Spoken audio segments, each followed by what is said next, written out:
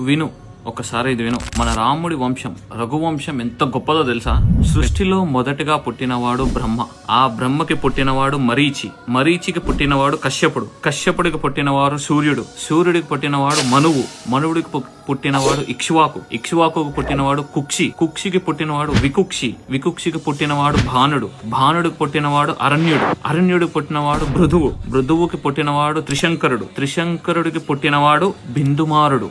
బిందుమారుడికి పుట్టినవాడు మాండాట. మాండాటకి పుట్టినవాడు సుసంధి. సుసంధికి పుట్టినవాడు ధ్రువసంధి. ధ్రువసంధికి పుట్టినవాడు భరతుడు. భరతుడికి పుట్టినవాడు అసీతుడు. అసీతుడికి పుట్టినవాడు సగరుడు. సగరుడికి పుట్టినవాడు అసమంజసుడు. అసమంజసుడికి పుట్టినవాడు అంశుమంతుడు.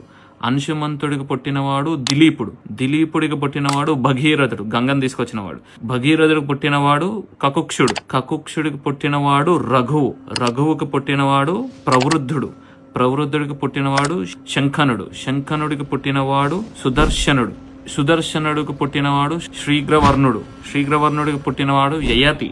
యయతి పుట్టినవాడు నాభాగుడు. నాభాగుడికి పుట్టినవాడు అజమహారాజు. అజమహారాజుకు పుట్టినవాడు దశరథ మహారాజు. దశరథుడికి పుట్టిన వాళ్ళే రాముడు, లక్ష్మణుడు, భరతుడు, శత్రుఘ్నుడు. ఇది నేర్చుకోండి. అక్బర్కి ఫాదర్ హుమాయూన్, ఇవన్నీ వద్దు.